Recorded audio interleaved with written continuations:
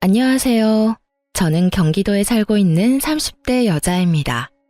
저는 치과에서 페이 닥터로 일하고 있어요. 오늘은 오전 진료만 있는 날인데 진료를 끝내고 사연을 듣다 문득 저의 이야기도 들려드리고 싶어서 사연을 쓰게 됐어요. 긴 이야기가 될 수 있지만 잘 들어주세요. 잠시 집안 이야기를 하자면 부모님이 다 살아계신 남편과는 달리 부모님은 제가 어렸을 때 이혼하셨고 전 엄마가 키워주셨어요. 하지만 엄마와 보낸 시간은 길지 않았죠. 제가 중학생이 되던 해에 갑작스러운 심장 발작으로 인해 손 쓸 틈도 없이 돌아가셨거든요. 그때부턴 할머니와 이모가 저를 돌봐주셨고 할머니가 돌아가신 후론 이모가 결혼까지 하지 않으시고 저를 친딸처럼 애지중지 키워주셨어요. 사실상 전 고아였지만 이모의 넘치는 사랑을 받으며 고아라는 서러움 없이 잘 자랄 수 있었어요. 전 치과 의사가 되었고 선배 병원에서 페이 닥터로 지내고 있었죠. 그러던 어느 날 친구가 불러 나갔는데 그곳엔 친구의 지인들이 있더라고요. 그 자리에 남편이 있었고 대학 교수님이라고 하더군요. 첫 느낌은 나쁘지 않다 정도였어요. 술 한잔하며 이야기하다 보니 말이 잘 통한다고 느꼈고 남편 역시 그렇게 느꼈는지 자리가 끝날 때쯤 저에게 연락처를 물어보더군요. 저 역시 남편이 괜찮았던지라 연락처를 주었고 그렇게 연락을 주고받던 저희는 연애를 시작하게 되었습니다. 연애가 길어지니 자연스럽게 결혼 이야기가 오갔고 어머님 눈에는 고아인 제가 당신 아들보다 모자라도 한참 모자란다고 생각하셨는지 계속 트집을 잡으시더라고요. 워낙 사소한 것으로 잡힌 트집이라 자세히 기억도 나지 않네요. 아무튼 어머님은 계속 시비 가득한 트집을 잡으셨고 남편이 그럴 때마다 끊임없이 저의 편이 되어주며 저를 보호해 주었어요. 고아인 것이 전염병도 아닌데 생트집을 잡아대는 어머님을 보며 결혼은 망설이지 않았다면 거짓말이겠죠. 전 심각하게 결혼을 망설인 순간도 있었지만 적극적인 남편의 구애로 결국 결혼을 하게 되었어요. 어머님은 여전히 절 탐탁지 않아 하셨어요. 가끔 주말에 시댁에 가는 날이면 오직 남편만을 지켜 세우느라 바쁘셨고 전 무시하기 일쑤였죠. 그날도 오랜만에 시댁 방문을 했고 전 갑자기 감기 기운이 올라 다른 때보다 컨디션도 좋지 않고 조금 날이 서 있었어요. 우리 교수님 오셨어? 어디 아픈 데는 없지? 네, 없어요. 전 괜찮은데 이 사람이 감기 기운이 있어서 컨디션이 안 좋아요. 오늘은 식사는 안 하고 그냥 갈게요. 감기? 그러면 쟤는 빼고 오지 그랬어. 아이 정말 안 되겠어. 아들, 넌 오늘 집에서 자고 가고 쟤는 얼른 집에 보내. 혹시라도 우리 아들 감기라도 옮으면 어떡해? 한 번은 그런 일이 있었어요. 결혼하고 얼마 지나지 않아 시댁에 가야 할 일이 있었는데 그때 전 몸이 좋지 않아 참석하지 못하고 남편만 보낸 적이 있었거든요. 병원에서 수액을 맞고 있는데 어머님이 전화와 노발대발을 하더라고요. 배운 것이 없어서 그렇다며 정상적인 어른이라면 해선 안 될 말까지 하시는데 그때 정말 싸울 기운이 없어 듣고만 있었더니 남편이 어머님께 화를 내는 소리와 함께 전화가 끊기더군요. 그 후 상황이야 듣지 않아도 뻔했고 이번엔 이런저런 소리 듣고 싶지 않아 꾸역꾸역 남편과 함께 왔더니 교수 아들 감기 걸릴까봐 방금 온 아픈 며느리는 집에 가라뇨. 참 기가 막히더라고요. 저도 잘 알고 있었습니다. 어머님이 저를 탐탁지 않아 하신다는 것을요. 하지만 이런 대우를 언제까지나 참고 있을 수만은 없었습니다. 갈 때 가더라도 한마디 하고 가려는 찰나 저보다 더 화가 난 듯한 남편이 언성을 높이며 어머님께 쏘아붙이더라고요. 어머니, 제발 좀 그만하세요. 이 사람이 왜 이 몸을 해서 여기까지 왔는지 몰라서 물으세요? 다 어머니 때문이잖아요. 어머님이 이 사람을 계속 꾸짖으시니까 이 사람도 무리해서 온 거라고요. 그런데 그런 사람한테 혼자 가라뇨? 최 교수, 엄마는 그런 게 아니라 정말 우리 교수님이 감기라도 옮을까봐 걱정되어서 그랬어. 엄마는 최 교수 걱정되어서 그런 건데 이게 이렇게 화낼 일이야? 그깟 감기 좀 걸리면 어때서요? 아, 됐어요. 저희 이만 가볼게요. 한동안은 집에 오는 일은 없을 것 같아요. 어머니 말씀대로라면 아버지나 어머니한테 감기라도 옮기면 큰일일 테니까요. 가자, 여보. 인사드린다고 괜히 입 열지 마. 그러다 어머니 감기라도 걸리시는 날엔 큰일 나니까. 안녕히 계세요 라는 그 뻔한 인사도 하기 싫은 제 마음은 어떻게 알았는지 제 입을 막아주고선 제 손을 이끄는데 얼마나 든든했는지 몰라요. 집으로 돌아가는 차 안에서 제가 감동을 하여 젖은 눈빛으로 남편을 바라보니 이렇게 말하더군요. 내가 대신 사과할게. 미안해, 여보. 어머니가 원래 저런 사람은 아니었는데 왜 저러시나 모르겠어. 어머니 눈엔 내가 당신한테 한참 모자란다고 생각하시겠지. 당신에 대한 자부심이 대단하시잖아. 당신 같은 여자가 어디 있다고. 내가 미안해, 정말. 아니야, 나 진짜 괜찮아. 아니, 괜찮아졌어. 사실 나 어머님께 따져 묻고 다신 시댁엔 발길도 안 해야지 했었거든? 그런데 당신이 나서서 그렇게 해주니까 속이 확 풀리는 거 있지? 우리 남편 역시 든든해. 매번 내 편 해줘서 고마워. 당연한 거지. 당신 마음 100번 이해해. 그래서 하는 말인데 굳이 무리해서 우리 집에 갈 필요 없어. 나의 아들이니까 어쩔 수 없이 가끔은 가야 하겠지만 당신은 당신 마음 가는 대로 해. 이런 대접 받으면서까지 며느리돌이 다 하라고 하고 싶은 마음은 없으니까. 알겠지? 이렇게까지 말해주는 남편을 보고 있자니 파혼하지 않고 결혼까지 하길 잘했다는 생각이 들더라고요. 지금 저의 눈에 비친 남편은 누군가의 아들이 아닌 완벽한 저의 편, 든든한 제 가족이었으니까요. 어쨌든 전 그날 이후 어머님의 연락은 일절하지 않았어요. 저를 탐탁지 않게 여기는 어머님께 갖은 아양을 떨며 잘 보일 생각이 전혀 없었기 때문이죠. 그저 최소한의 인간 도리만 하며 지냈어요.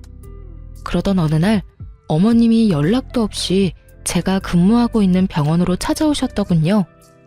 제가 그리도 마음에 들지 않는다고 하시던 분이 또 의사 며느리는 자랑하시고 싶은 것인지 친구분들까지 대동하시고요. 어머님의 그런 행동이 참 이해가 되지 않더군요.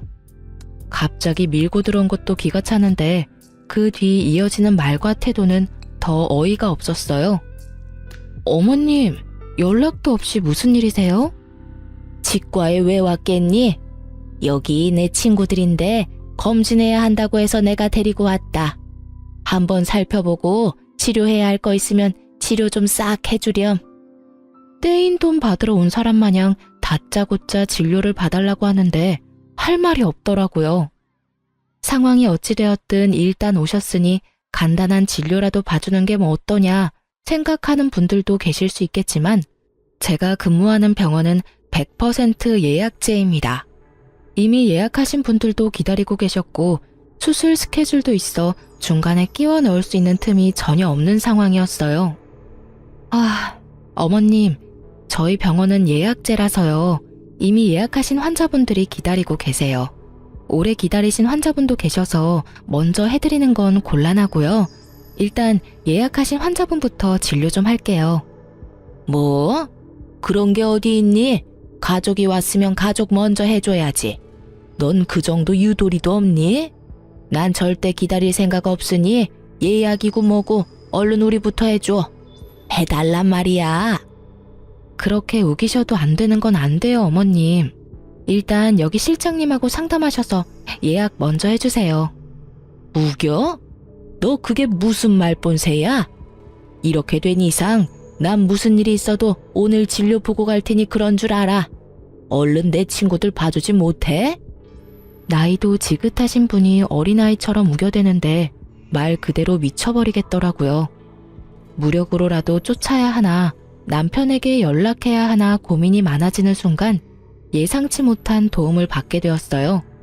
모든 상황을 지켜보던 예약 환자분들이 나서서 저의 편을 들어주기 시작하시더라고요. 정말 못 듣고 있겠네. 여기 기다리고 있는 사람들 안 보여요? 그러게요. 요즘 저런 시엄마가 어디 있어? 며느리 일하는 병원에 와서 이런 행패가 어디 있어? 난 다 모르겠으니까 순서나 꼭 지켜주세요. 다 아파서 오는 사람들인데 가족이고 나발이고 그런 게 어디 있어요?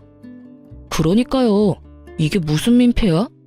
의사 며느리 업고 다녀도 모자랄 판국에 일하는 직장까지 찾아와서 나 같으면 당장 이혼하지. 저걸 어떻게 참아? 선생님, 그러지 말고 이혼하세요. 내가 좋은 남자 소개해 줄 테니까. 선생님 정도면 남자들 줄 선다고요. 이윽고 이혼이라는 말까지 나오니 시모의 얼굴이 홍당무가 되어버렸더군요. 상황이 이렇게 돌아가자 시모는 아무 말도 하지 못하고 친구분들이 나서 거듭 죄송하다고 하며 시모를 끌고 나가시더라고요. 그 후로도 환자분들이 제 편을 들어주시는데 민망하기도 하고 통쾌하기도 했어요. 그렇지 않아도 바쁜데 시모와의 실랑이로 시간이 더 지체되었던 터라 정신없이 쉬지도 못하고 진료 마치고 집으로 돌아가는 길, 시모한테 연락이 엄청 많이 와 있더라고요. 전화도 전화였지만 문자도 엄청나게 와 있더군요. 물론 내용은 떠올리고 싶지도 않은 내용이었고요. 전 대꾸할 가치도 없는 연락을 가뿐히 무시하곤 무거운 몸을 이끌고 집으로 향했어요. 오늘 참 고단한 하루였다고 생각했는데 저의 고단한 하루는 이제 시작이었더라고요. 현관문 앞에 도끼로 가득한 시모가 절 기다리고 계셨으니까요. 넌 왜 이제 오는 거야? 전화는 왜 안 받아? 아니, 도대체 최 교수한테 뭐라고 했길래 비밀번호를 못 알려준다고 그러는 거니? 네가 뭔데 내가 이런 수모를 겪어야 해? 이게 무슨 망신이냐고. 이렇게 쏟아내던 시모는 제가 가까이 다가가자 다짜고짜 뺨을 날렸죠. 정신이 멍해지고 그 어떤 말도 생각나지 않더군요. 그때 시모 입에서 제 정신을 깨워줄 말들이 쏟아져 나오기 시작했어요. 이런 버르장머리도 없는 년. 네가 감히 내 친구들 앞에서 내 망신을 줘? 그깟 이빨 좀 봐주는 게 뭐가 그리 힘들다고. 이래서 부모 없는 것들은 티가 난다니까. 괜히 내가 널 싫어한 게 아니라고. 네가 그렇게 본데 없이 굴면 하늘에 계신 네 부모만 욕먹는다. 내가 너 이렇게 못 배운 티 낼까봐 널 받아들이기 싫었어. 알겠니? 내 친구들 앞에서 무슨 망신이야? 그간 쌓아왔던 내 위신이 한 방에 무너져 내렸어. 너 어떻게 책임질 거야? 그걸 왜 제가 책임지나요? 애초에 어머님이 무대포로 밀고 들어오셔서 이 사달이 났잖아요. 그리고 여기서 왜 저희 부모님을 들먹이세요? 그럴 자격이 있다고 생각하세요? 이것 봐. 이 순간에도 눈 똑바로 뜨고 말 대꾸하는 꼴이라니. 되먹지도 못한 것이 독하기까지 해. 눈물 한 방울 흘리지 않고 어른 노려보는 것 좀 봐라. 그렇게 노려보면 내가 무서워할 줄 아니? 왜 네 부모를 들먹이냐고? 내가 불쌍해서 그런다. 이런 것도 자식이라고 낳고 기뻐했을 네 부모가 불쌍해서 그래. 이 말 같지도 않은 폭언들을 듣고 있는데 정말 어른만 아니면 욕을 하며 딱이라도 때려버리고 싶더군요. 머리 끝까지 화가 올라 온몸이 부들부들 떨리면서 이성의 끈이 끊기려는 순간 다급히 다가오는 발소리가 들렸고 이내 제 앞을 막아서는 남편의 뒷모습이 보이더라고요. 그리곤 정신을 차렸을 땐 절규 소리와 함께 남편의 손에 끌려가는 시모 모습이 보이더군요. 무슨 잘못을 했을까? 도대체 무슨 잘못을 했길래 뺨까지 맞고 이런 말까지 들어야만 했을까? 이런 생각들만 가득했어요. 도무지 이해되는 것이 단 하나도 없었죠. 전 옷도 갈아입지 못한 채 소파에 멍하니 앉아 있었고 남편이 들어오더군요. 여보, 괜찮아? 어디 봐봐. 여기지? 많이 아팠지? 여보, 나 진짜 이해가 되지 않아. 내가 그렇게 잘못한 거야? 이런 취급을 받을 만큼? 아니야, 절대 아니야. 그런 생각은 하지도 마. 당신 잘못은 조금도 없으니까. 앞으로 우리 집엔 가지도 말고 오는 연락도 받지 마. 아예 차단해버려. 맞은 데는 어때? 아, 진짜 너무 속상하다. 내가 좀 더 일찍 왔어야 했는데 미안해. 남편의 걱정스러운 말을 듣고 있는데 그제야 눈물이 나더라고요. 한 번 터진 울음은 멈추지 않았고 남편의 품에서 한참을 울다 잠이 들었어요. 그날 이후 시댁에선 아무런 연락이 오지 않더군요. 남편의 말론 결국 모든 일들을 아버님께 말씀드렸다며 화가 많이 나신 아버님이 시모를 크게 혼내셨다고 하더라고요. 시모가 잠잠해지니 제 삶이 다시 평화로워지더군요. 평화롭다 못해 조용하기까지 했어요. 조용하면 사고 친다더니 그 말은 애들한테만 해당하는 이야기가 아니더군요. 전혀 예상치 못한 장르가 제 인생에 끼어들고 있었으니까요. 그날도 다른 날과 똑같은 날이었어요. 오전 진료만 있는 날이라 다른 날보다 이른 시간에 집에서 나섰고 그런 저에게 샌드위치까지 만들어 챙겨주는 다정한 남편. 모든 것이 완벽했어요. 진료가 시작되었고 그 환자분이 제 앞에 나타나기 전까지는요. 신규 환자로 병원을 찾은 그분은 어머님과 함께 오셨던 친구분들 중 한 분이었고 저에게 멋쩍은 듯 인사를 건네더군요. 잘 지냈어요?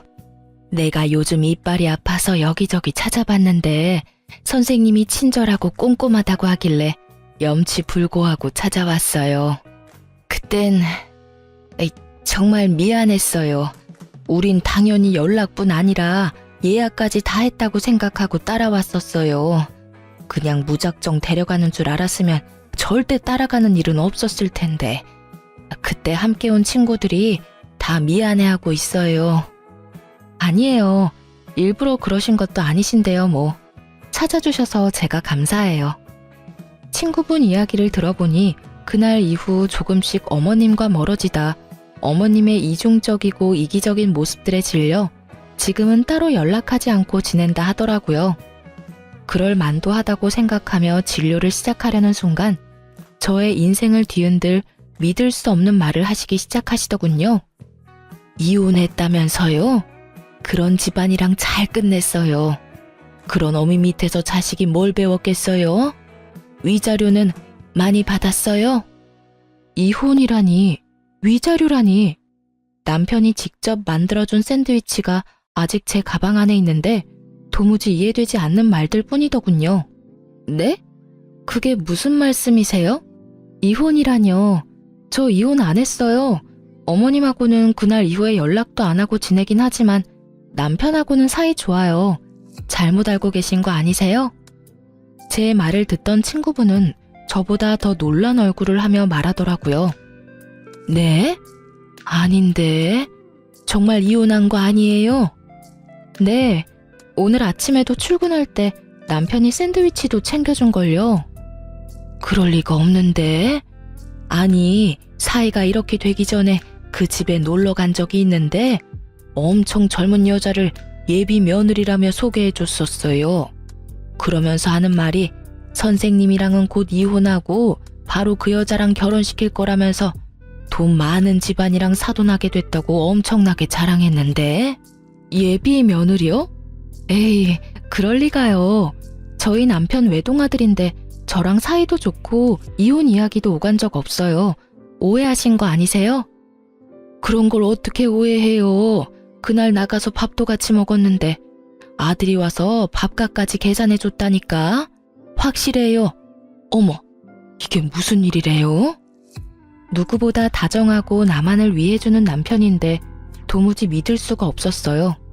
하지만 친구분 역시 거짓말을 하는 것 같지 않았기에 더욱 혼란스럽더라고요. 어떻게 진료를 마친 것인지 모르겠더군요. 정신을 차려보니 진료는 끝나 있었고 전 남편의 학교를 향했어요. 어떤 말부터 시작해야 할지는 모르겠지만 어찌되었든 남편을 직접 봐야 할 것만 같았어요. 혹여나 남편에게 피해가 될까 싶어 한 번도 찾아가 본 적이 없는 남편의 직장. 남편의 방 앞에 서니 갑자기 긴장이 되더군요. 심호흡을 몇 번 하고 남편의 방으로 들어갔고 그곳엔 저를 보고 놀란 남편과 조교분이 있더라고요. 여보, 웬일이야? 학교는 한 번도 오지 않더니. 그냥 오늘 오전 진료했잖아. 갑자기 너무 보고 싶어서 잠시 들렸어. 방해한 건 아니지? 아니지. 언제든 환영입니다. 아참, 인사해. 나 잘 도와주는 우리 조교. 아주 능력이 좋아. 아, 안녕하세요. 처음 인사드리네요. 저희 남편 잘 부탁드려요. 네, 안녕하세요. 조교분과 인사를 나눈 후 전 남편의 눈치를 살폈어요. 분명 평소와 같은 다정한 남편인데 그런 말을 들어서인지 왜인지 모르게 더 안절부절 못하는 것처럼 보였고 더욱 제 눈치를 살피는 것처럼 보이더군요. 그러면서도 내 남편은 그럴 리가 없다고 강하게 믿으며 집에서 보자고 말을 건넨 뒤 돌아서는 찰나 저의 마음은 무너져 내리고 말았어요. 조교의 손에 낀 반지 때문이었어요. 그 반지는 분명 제가 아는 반지였어요. 얼마 전 남편의 서재를 청소하다 발견했던 디자인이 특이한 반지. 디자인이 워낙 평범하지 않아 정확히 기억하고 있었어요. 곧 다가올 두 번째 결혼 기념일을 대비해 남편이 특별히 절 위해 준비한 깜짝 선물이라고 생각했었기에 더욱 잊을 수가 없었죠. 전 최대한 태연한 척하며 그곳에서 나와 집으로 돌아왔어요. 반지를 보고도 이때까진 모든 것을 부정했던 것 같아요. 그럴 리가 없다고, 내 남편이 그럴 리가 없다고 끊임없이 되뇌고 있었죠. 그러던 와중에 번뜩 서재에 있는 남편의 노트북이 스쳐 지나갔고 저의 예상대로 잠금도 걸려있지 않을 뿐더러 카톡까지 자동으로 로그인이 되어 있더군요. 평소 제가 워낙 이런 것에 관심도 없었고 제가 남편을 얼마나 신뢰하고 있는지에 대해 누구보다 남편이 더욱 잘 알고 있으니 남편도 방심했던 거죠. 저는 아주 천천히 단 하나도 놓치지 않고 대화들을 살펴보았고 학교에서 보았던 조교와의 대화를 발견했어요. 대화의 내용은 외도를 증명하기에 부족함이 없는 더러운 내용들이 가득했고 친구분의 말씀대로 이미 시댁을 오가며 결혼한 사이처럼 지내고 있더군요. 25살, 상간녀의 나이였어요. 보기에도 젊어 보인다고 했는데 정말 어리더군요. 모든 내용이 경악 그 자체였지만 가장 저를 화나게 했던 건 이모에 대한 멸시였어요. 상견례 날 이모는 상견례 장소가 주차하기 힘든 곳이란 걸 아시곤 2대의 차 중 경찰을 끌고 오셨었고 그것을 본 남편이 이모를 대놓고 무시하고 있더라고요. 상견례 때 옷은 그런 대로 차려입었길래 그래도 돈은 좀 있는 집안인가 했더니 상견례 끝나고 보니까 경차 타고 가더라니까. 내가 얼마나 황당했는 줄 알아? 아마도 그 옷도 다 빌려 입었거나 짝퉁일 거야. 다시 생각해보니까 가방도 좀 조잡했던 것 같기도 하고. 그러게, 왜 그런 고아랑 결혼했어? 만나다 보니까 그렇게 됐지. 그렇게 없는 집인 줄 몰랐다니까. 그러면서 꼴에 치과 의사라고 콧대는 얼마나 높은지. 어머니는 어머니대로 날리고 와이프는 와이프대로 날리고 나도 중간에서 지쳤어. 손이 떨리더군요. 저렇게 생각하는지는 꿈에도 몰랐으니까요. 평소 이모한테 저보다 더 자주 연락하고 잘하던 사람이 바로 남편이었어요. 그렇기에 제가 받은 충격은 더욱 컸죠. 정말 상상도 못한 일이었어요. 남편은 외박은커녕 늦는 법이 없었고 주말 역시 온종일 저와 시간을 보냈었으니까요. 상대가 학교에서 늘 함께하는 조교라는 사실을 몰랐다면 아마 전 끝까지 아니라고 남편을 믿어줬겠죠. 전 떨리는 손을 겨우 진정시키고선 대화 목록들을 다 살펴보았고 경악스러운 것은 여기서 끝이 아니더군요. 어머님과 나눈 대화도 남아있었는데 그곳엔 저에게 앞으로 절대 연락도 하지 말고 오늘 한 이야기는 절대 아버님에겐 티내지 말고 기다리라고 하더군요. 만나는 여자애는 조만간 보여주겠다고요. 날짜를 보니 어머님이 제 뺨을 날린 날이었는데 내용을 보아하니 그날 집으로 모셔다 드리며 외도 사실을 알린 것 같더군요. 충격에 빠진 제 머리와는 달리 손은 부지런히 대화 내용을 저장하고 있었고 전 증거를 더 모으며 때를 기다리기로 했어요. 그러면서 이모에게 모든 사실을 알렸죠. 이모, 내 남편 아니 이 빌어먹을 놈이 바람 피우고 있어. 그것도 25살 조교랑. 자세한 이야기는 만나서 이야기해 줄 테니까 우선 내가 뭘 해야 하는지부터 말해줘. 뭐? 그게 사실이야? 이 새끼를 진짜. 너 모은 증거 이모한테 다 보내고 사소한 거라도 다 모아놔. 내가 그놈 가만두지 않을 테니까. 이모는 이모대로, 전 저대로 이혼을 준비하기 시작했어요. 전 아무렇지 않은 척 남편을 대했지만 생각보다 그건 참 힘든 일이더라고요. 특히 한 침대를 쓰는 것만큼은 도저히 할 수가 없어 가짜 기침을 해대며 감기를 핑계로 각방을 쓰자고 했어요. 여보, 나 아무래도 간호사한테 감기가 옮았나 봐. 컨디션도 심상치 않은 게 독감으로 이어질 것 같은데 한동안은 우리 각방 쓰자. 혹시나 당신까지 아프면 큰일 나. 아무리 그래도 각방은 좀 그렇지 않을까?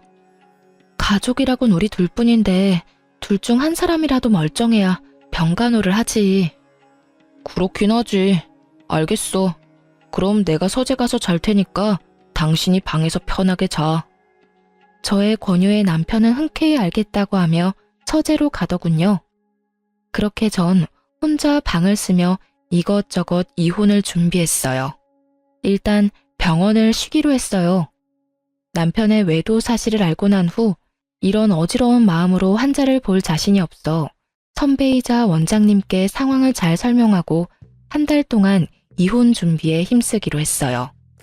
외도로 인해 이혼을 준비하는 사연들을 들어보면 흥신소를 많이들 활용하시던데 전 그럴 필요도 없었어요. 상간녀가 친절하게 SNS에 다 올려주었으니까요. 올린 사진들을 훑어보니 남편과의 외도를 자랑하고 싶어 안달이 나 있더군요. 그래도 남의 시선이 신경 쓰이긴 했는지 남편의 얼굴만은 교묘히 가리긴 했지만 아는 사람이 보면 충분히 남편임을 알 수 있겠더라고요. 거기에다 예비 시댁, 예비 시어머니라며 어머님 얼굴 사진도 있더군요. 1년 가까이 된 것 같았어요. 남편과 만나기 시작한 기간이요. 집도 친구분에게 들은 것처럼 잘 사는 듯 했고요. 이 모든 것을 SNS 통해 다 알게 되었으니 굳이 흥신소를 거칠 필요가 없었겠죠? 어려서 그런지 거의 실시간급으로 사진들이 올라오는데 상간녀에게 고마운 마음마저 들더군요. 전 때를 기다리며 SNS를 계속해서 주시했고 올라오는 게시물을 통해 복수의 날이 정해졌죠. 그런 와중에도 남편은 변함없이 저에게 잘해주었는데 그런 모습이 더욱 소름이 끼치더군요. 정확히 일주일 뒤 결전의 날이 왔고 이모와 저는 그 인간들이 모인 장소로 향했어요. 그곳은 다름 아닌 남편과 상간녀의 상견례 장소였는데 여전히 친절한 상간녀가 자신의 SNS 계정에 고급 한정식 식당의 사진과 함께 상견례 정확한 날짜와 시간까지 언급해 너무나 쉽게 알 수 있었죠. 거의 결혼식 못지않게 자랑질을 해대는데 이 정도면 병 아닌가 싶더라고요. 저와 이모가 문을 열고 들어가자 남편은 크게 당황한 표정이 역력하더군요. 그건 어머님과 상간녀도 마찬가지였고 단 한 사람, 아버님만이 이게 무슨 일이냐는 표정으로 말씀하시더라고요. 이게 무슨 상황인 거야? 이혼한 네가 여기 무슨 일이야?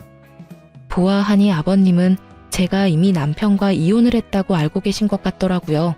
그래서 친히 모든 상황을 알려드렸죠. 아버님, 저 이혼 안 했어요. 아니, 얼마 전까진 제가 이혼할 거란 생각도 못 했는걸요? 저도 얼마나 놀랐는지 몰라요. 당사자도 모르는 이혼이 진행되고 있었다니까요. 사실 아버님의 잘난 교수 아드님이 저 몰래 바람까지 피우고 있더라고요. 거기에다 저랑 결혼한 지 2년밖에 안 됐는데 저 여자랑 바람 피운 건 1년이나 됐더라고요.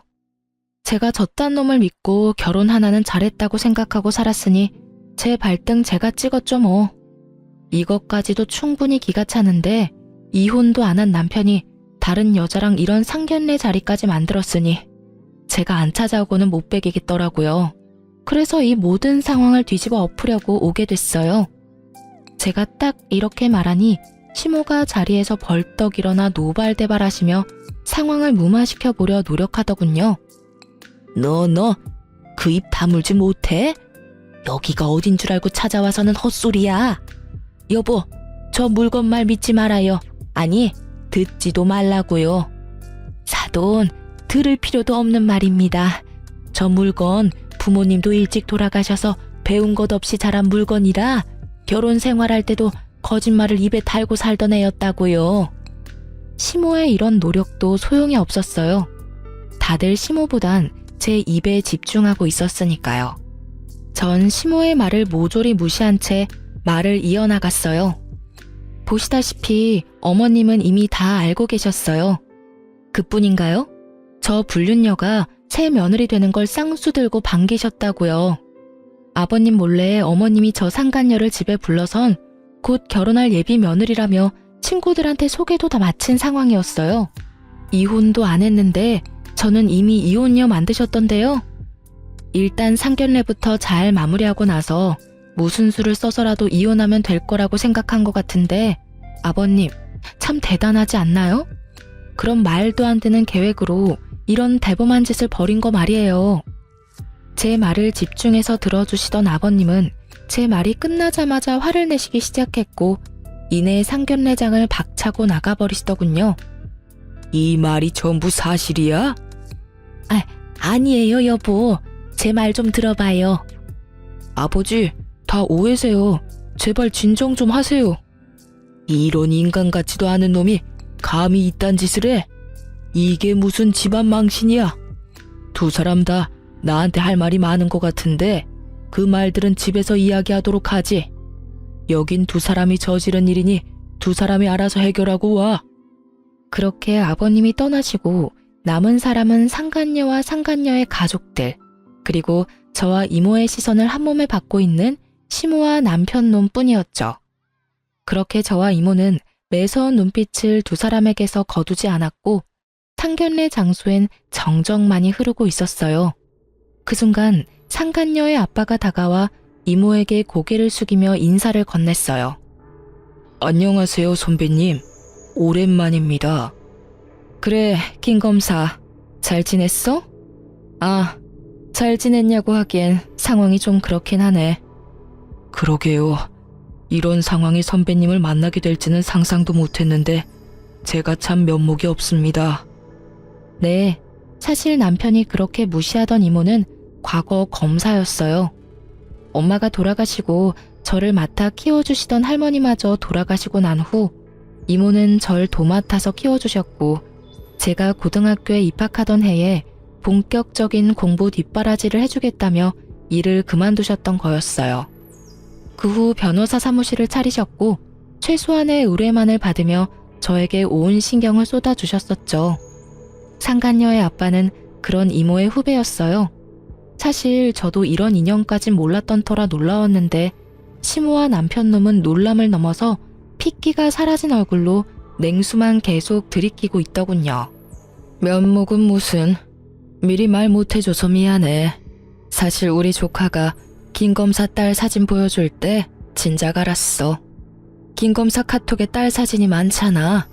그래서 진작 알았는데 차마 미리 말을 못하겠더라고. 많이 놀랐지? 세상 참 좁아. 이렇게까지 엮이는 걸 보면 말이야. 그러게나 말입니다. 그런데 선배, 딸아이 말로는 집안끼리 격이 맞지 않아 자주 부딪히다 이혼까지 하게 됐다고 하던데 이해가 잘 되지 않네요. 선배네 집이 격이 맞지 않을 리가 없을 텐데요. 그게 나 한동안 백수로 지내고 있을 때 우리 조카가 결혼했었거든. 조카 시집도 간다고 하고 이제 의뢰나 왕창 받아볼까 해서 사무실 이전 준비하면서 놀고 있을 때라 내 직업이 뭔지 몰랐을 거야. 거기에다가 상견례 자리에 경찰을 끌고 갔더니 그 모습을 보고 가진 것 없는 집안이라고 생각했겠지. 아무리 그렇다고 한들 바람 피우는 것도 어이가 없는데 뭐? 우리 조카가 이혼을 해?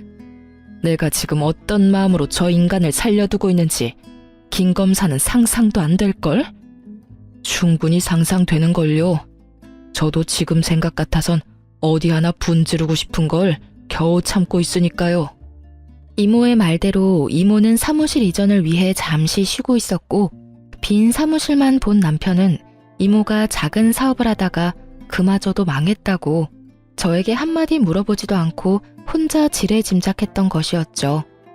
거기에다 상견례 자리에 경차까지 끌고 갔으니 그 짐작에 확신했던 것이었어요. 살벌한 두 사람의 대화는 계속되고 있었고 대화를 가만히 듣고 있던 상간녀의 엄마가 벌떡 일어서더군요.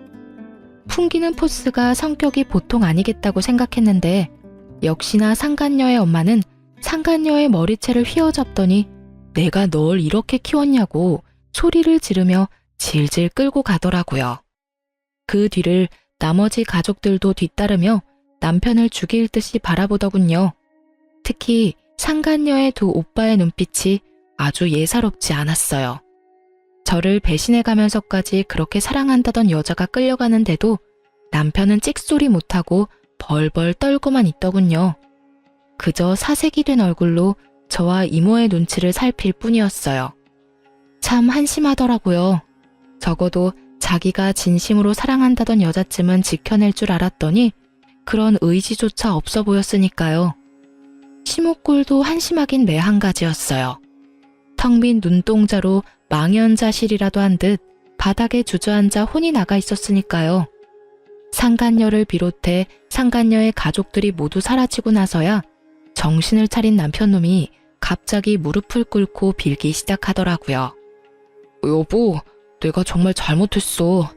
내가 당신을 얼마나 사랑하는지는 누구보다 당신이 더 잘 알잖아. 그래, 사랑했지. 아니, 사랑한다고 알고 있었지. 한때는 당신이 내 편이라고, 내 가족이라고 믿어 의심치 않았었지. 왜 그런 식으로 말을 해? 왜 과거형으로 말하냐고. 난 지금도 그래. 난 여전히 당신 편이고 당신 가족이야. 정말이야. 나 믿지? 지금 이 상황 다 설명할 수 있어. 그러니까 날 믿고 일단 집에 같이 가자. 내가 집에 가서 다 설명할게. 응? 굳이 설명할 필요 없어. 당신이 어떤 생각을 가지고 있는지는 이미 당신이랑 그 여자랑 나눈 대화에서 다 봤으니까. 그걸 어떻게... 설마 내 카톡 다 본 거야? 이제야 그걸 알았어? 생각보다 당신 머리가 좋진 않구나. 당신을 단 한 번도 의심하지 않은 나도 나지만 당신도 어떤 면에선 참 대범하다니까.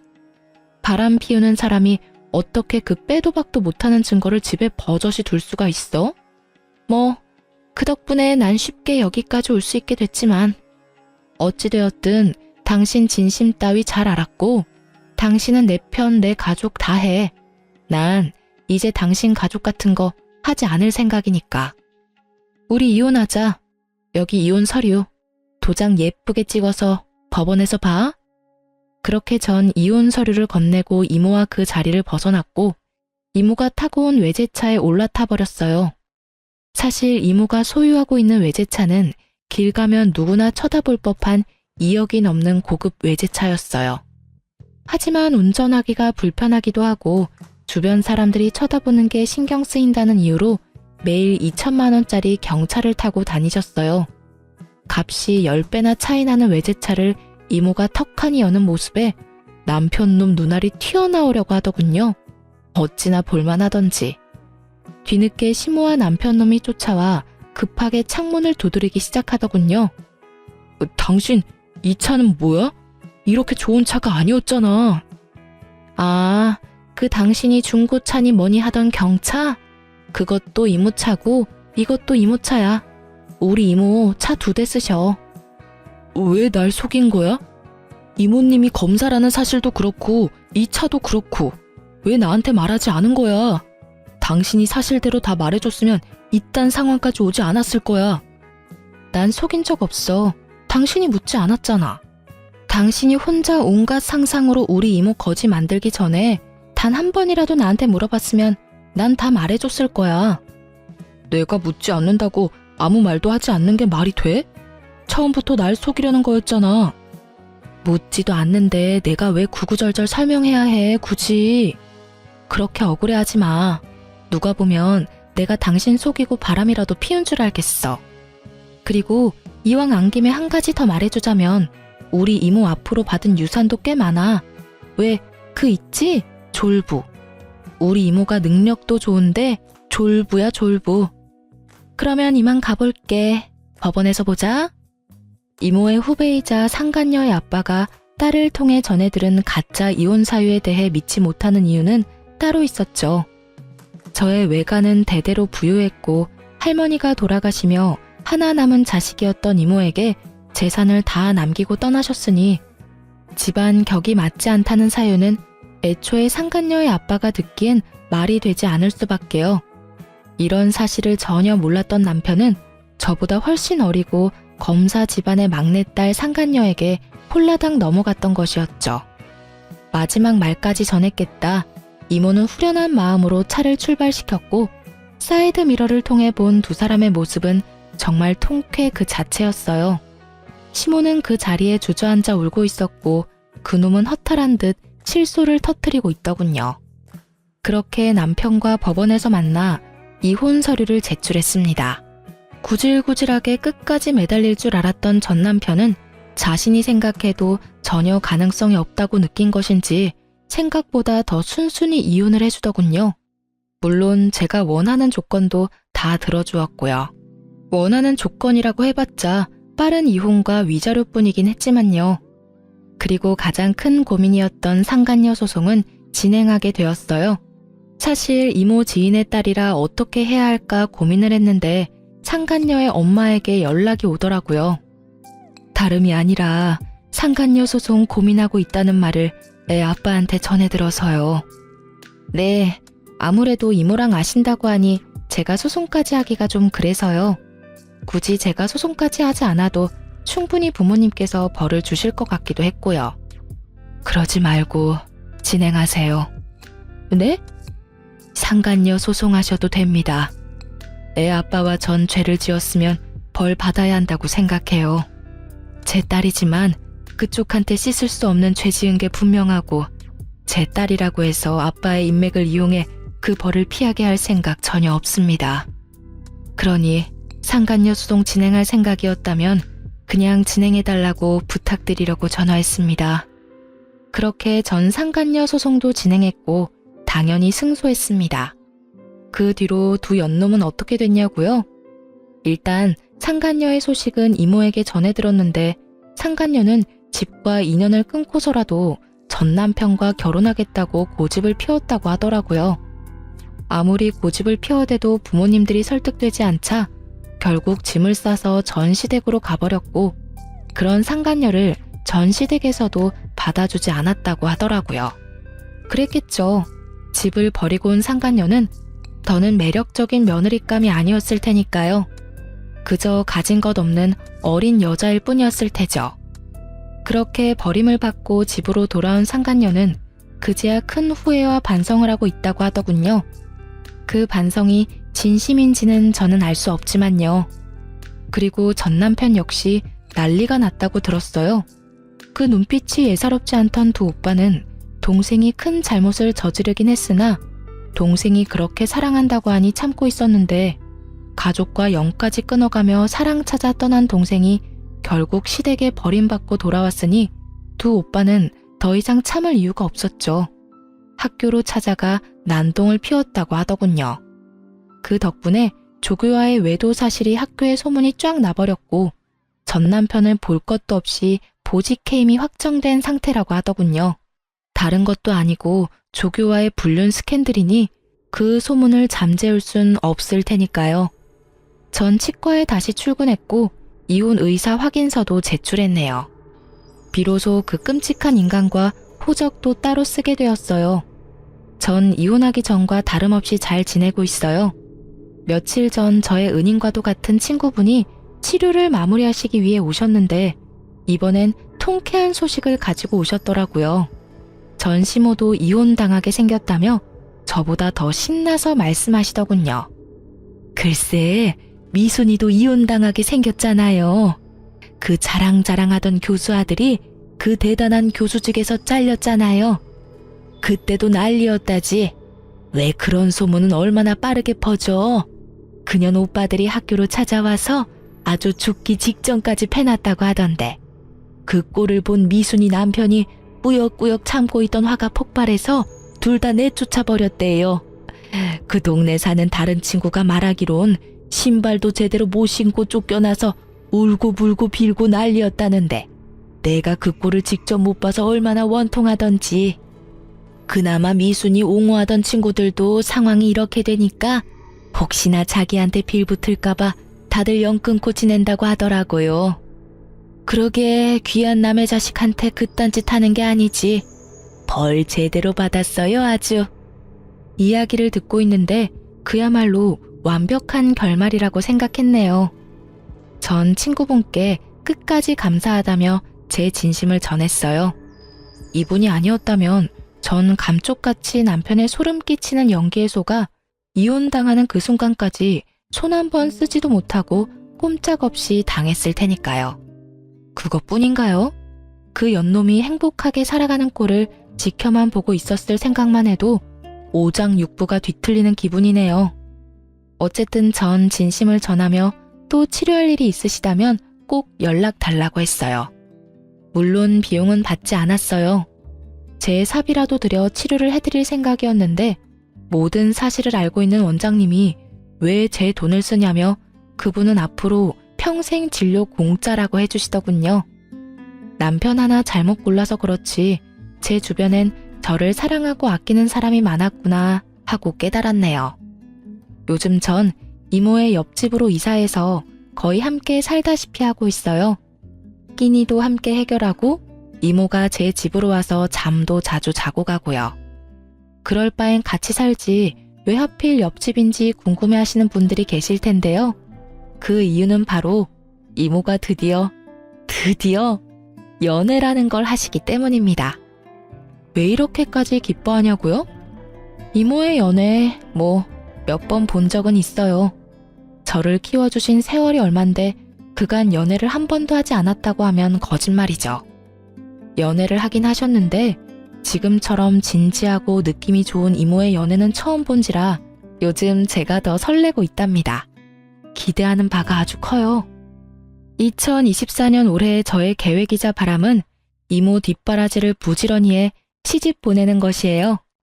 이때껏 이모가 저에게 아낌없이 모든 사랑을 베풀어 주셨듯이 저 역시 이모의 뒷바라지를 하며 아낌없이 효도하려고요.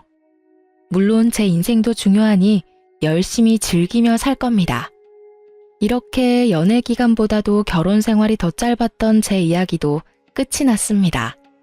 어떠셨을지 모르겠네요. 어쨌든 저의 긴 사연 함께 해주셔서 감사합니다. 저는 물러가 볼게요. 오늘도 좋은 하루 되세요.